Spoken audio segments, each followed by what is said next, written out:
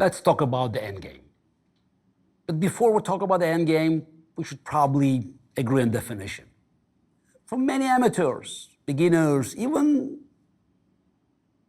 average or strong club players, endgame is the phase of the game when queens are off the board. I would say it's very primitive. For instance, this famous line of Berlin defense, many call it middle game without queens, because queens disappear very quickly, but it's still, it's the middle game. It's even the openings. So in a modern chess, the line between openings, middle game, and end games sometimes is blurry.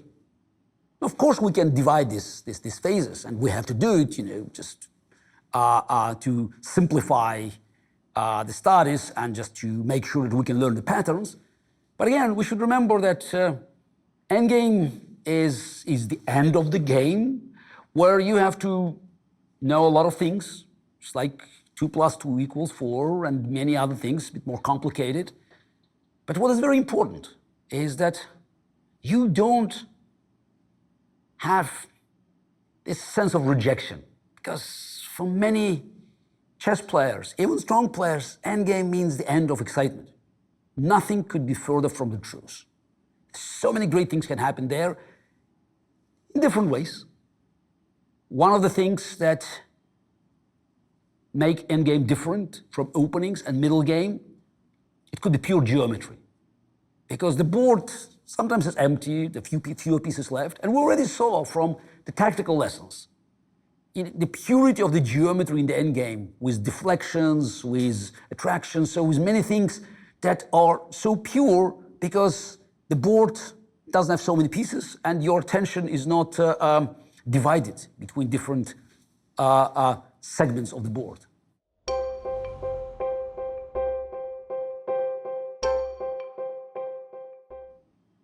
Now, to understand how beautiful could be endgame, and sometimes miraculous, we should start with one of the most famous positions in the endgame. And it has what? King and a pawn versus king and a pawn. That's it. Are you going to tell me that it's not exciting? It's elementary? Let's try.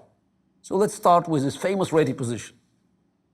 King and king, pawn and pawn. Black pawn on h5 is advancing, and white pawn on c6 is just too close to the black's king.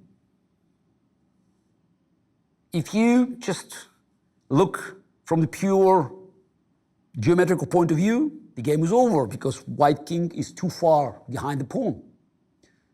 But the trick is that in the game of chess, geometry could help you to save the game if you literally shooting 2 birds with 1 bullet. So your king comes after this pawn, but also keeps an eye on this pawn. So we go king g7, black pawn advances, king f6, and if pawn keeps advancing, then our king, forget about this pawn, it's already on h3, it's too close, but we go on e6, and our pawn now is protected, and our pawn will advance as well. Of course, black can try to win this pawn first, king b6. But then our king continues its journey, keeping an eye on 2 directions, king e5. And now if black takes this pawn, then our king is in the square. So that's where it can stop the advance of enemy's pawn. And if pawn goes on h3, then we change the direction. There were so many studies follow this famous ready position. And it all seems simple now, but I can tell you that when it was first invented and demonstrated, people couldn't believe their eyes. They were just learning about unlimited opportunities that could be offered by chess geometry.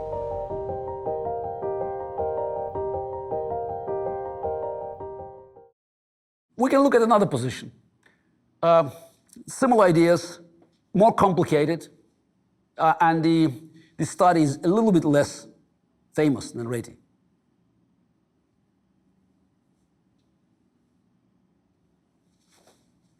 White pawn is on c7, just also one square from promotion. But promoting pawn doesn't help, because black gives a check, bishop comes into the game, king c7, bishop takes the queen, protecting the pawn, and after we take the bishop, black pawn is unstoppable. So what we can do? Can we try to prevent black bishop from appearing on f5? Doesn't work, because then black king comes close and bishop still goes on f5. Going back with a king also doesn't work. Bishop goes on f5 and then on c8, after our king goes on b6, pawn will protect it and we lost. Do you want to resign? No rush. There's always a chance. And if you remember Reti's concept, you realize that white can be saved by making a paradoxical move. King c8. Can you imagine it? Pushing the pawn. Not going in front of the pawn, but behind the pawn. But what is important, that we force this pawn to move, and ironically, we make it weaker. It goes on b5, we go king d7. It goes on d4, and we go king d6. This is important.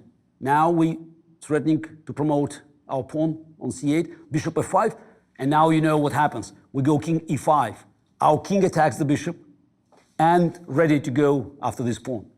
Bishop c8, and king goes on d4, cutting, by the way, the enemy's king. So we're close to this pawn, the last pawn. Black is desperately trying to protect it, but then we promote our pawn. Black takes it, force, and then king c4, we win the last pawn, and the game is drawn. Don't you think there's a little drama there? And it's an endgame, almost no pieces. And I can tell you that even without bishop, we can have so many positions, king and pawn versus king and pawn, that will be, trust me, hard for a strong player to solve. But before we move on, and I've been thinking how to discuss the endgame. Somehow it's even more complicated than the middle game tactics, because tactics you can separate. We can talk about deflections, attractions, interference, discovered attack, discovered check, double attack, forks. In the endgame, we also have rules, but those are very general rules. And some of the positions you have to memorize. Of course, it's important that you go over these positions, you read books. Thanks God, you know, you have so many opportunities now to learn. Just you don't like books, look at the computer screen. But certain things you have to remember, and certain rules that are important to know, because they will not betray you. It's not just about advancing the pawn, but technical ideas that are universal.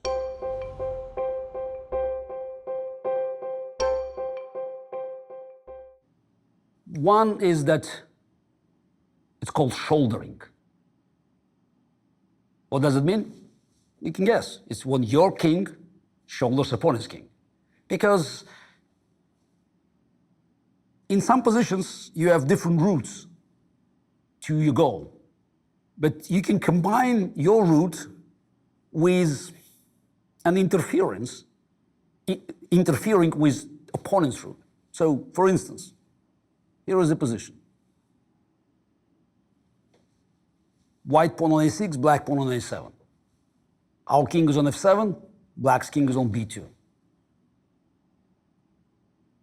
Of course, we have to win this pawn. But if we keep going there directly, then it will be a draw. Because black king manages to push our king to the a file, and we cannot escape. It's a draw. So how can we win this pawn? By preventing black king to take c7 square and take pawn on a7. Of course, you guess the answer. We go on e6, king c3, and now we go on d5. And this is kind of optical illusion, because of course you want to run e7, d7, c7, b7. But try to count. It's the same number of moves. But if you go f7, e6, d5, c6, b7, you prevent black king from going to d4, taking d4 square. And now black king is desperate. You go d3, we go king c6, king d4, king b7, king c5, king takes a7. And after king c6, we manage to leave the corner and our pawn advanced.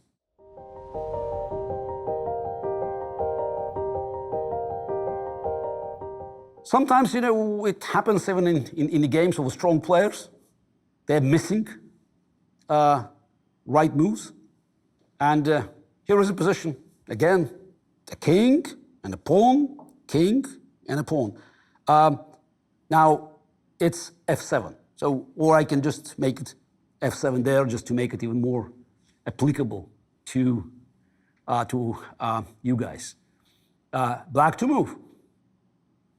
You say 2 pawns, what's the big deal? Black actually played f5, and after king b4, white king is in the square, and the game was draw. The winning move was king d5. Again, we know this trick. So we make sure that white king cannot run close to our pawn, because then we cut it by king d4, and our pawn is advancing. And if white pushes this pawn, then another trick. That's important for you to learn. So the pawns are advancing almost simultaneously, but now we go back with our king a6. And white even advances his pawn a move earlier, but our queen appears with a check. And after king a5, you remember? Queen a1 check, skewer, we win the queen. And if white king goes on a7, queen a1, this is mate. Those samples, they show how precise you should be in the endgames. Pawn endgames. As a matter of fact, one pawn and one pawn on both sides. Of course, when you start adding pawns, it will become more complicated. But still there are rules that we should remember. And the next rule that we'll look at is so-called opposition.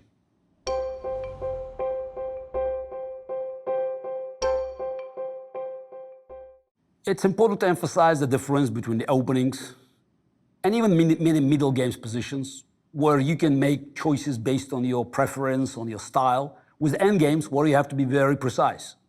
It's one move that can make all the difference. There's no room for tasty moves, for something that you like or you don't like. This is the rule. You have to follow this rule, and you have to make sure that you apply these rules accordingly in every situation. So another rule is an opposition. So that's opposition is simple when you have 2 kings facing each other.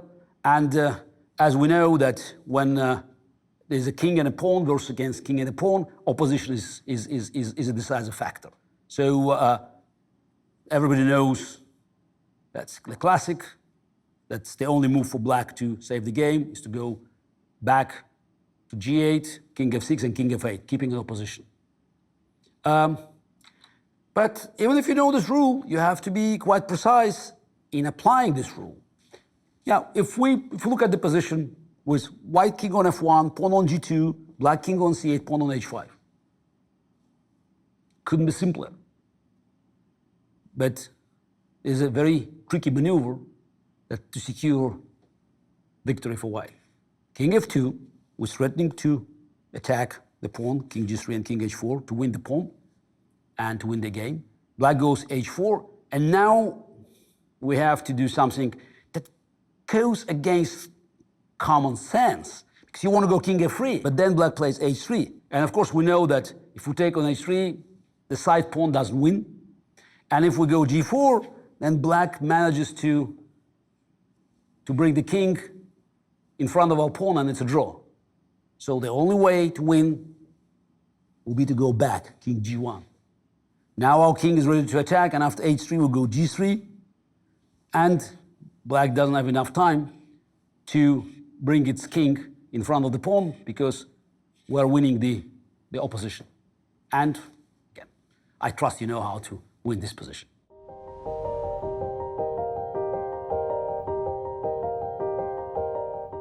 Another important concept is Zugzwang. Of course, we all know Zugzwang is when any move that you make leads to dramatic negative consequences for you. In endgames, especially in the pawn's endgames, we often can deal with mutual Zugzwang, where move for either side will have a devastating effect. So that's the simplest situation. Let's say black king is on e5, white king is on c6, and pawns on d5 and d6. Black to move, black lost. White to move, white lost. For instance, we can actually look at this position just a move before. So white king goes on b6, black king goes on f5.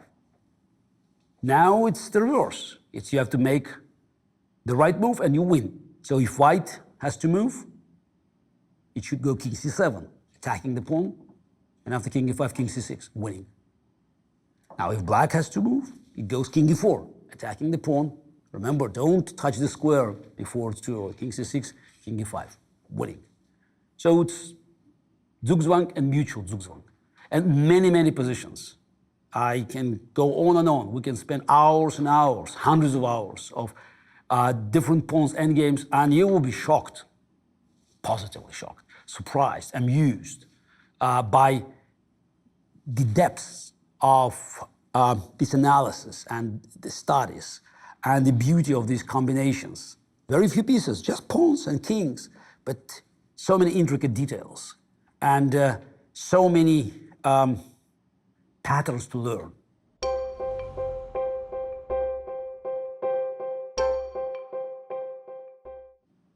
Next one is the combination of Zugzwang and elements of stalemate.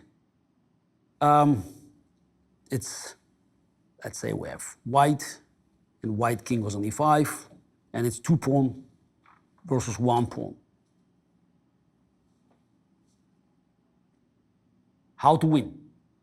If you go straight forward, king e6, king e8, f7 check, king f8, king f6, stalemate, draw. You go king f5, black goes king f7, and your king is blocked. You cannot get to g6.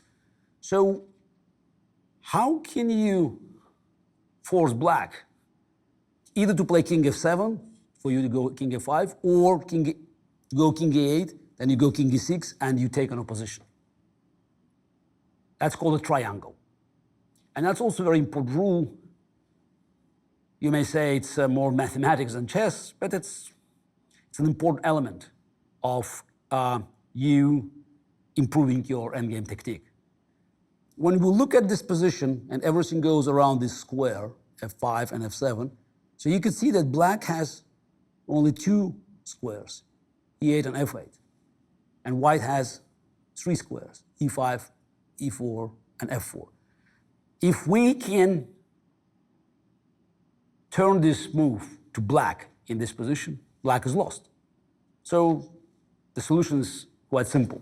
We start playing king e4 or king f4, doesn't matter. King e8, king f4, king f8, and king e5. And now either black loses opposition here, or it loses opposition here. As a matter of fact, I can proudly say that at age 15, I won the game against Grandmaster Lev Albert, who later emigrated from the Soviet Union and became US champion, many times US champion. But in '78, we played in the qualification for the Soviet National Championship, and we reached an end game. I had 3 pawns versus 2 pawns, and he thought he could escape, but I managed to exchange 1 pawn to reach his position. Reverse color, I played black, and quickly demonstrated my knowledge of the triangle. I learned about triangulation at age 8 or 9. It was in one of the early books I read.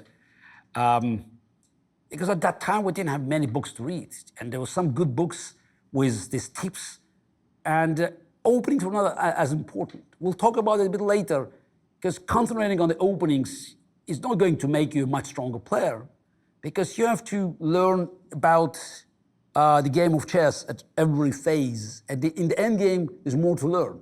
and the rules are fixed.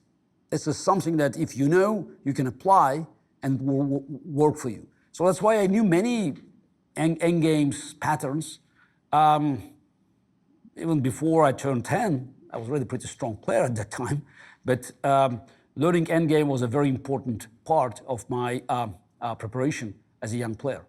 I remember that my coaches from my very early age in Baku, in the Pioneer Palace in Baku, they kept talking about learning endgames because they knew, and that came from the experience, that if you could play endgames better than your opponents, that will be a huge advantage. That will give you a huge advantage, upper hand, because the game will be decided at the final stage.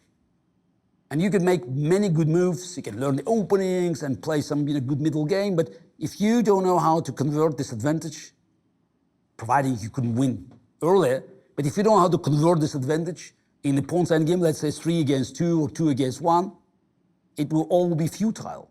And a lot of your work will be just wasted because you didn't find time to learn about most vital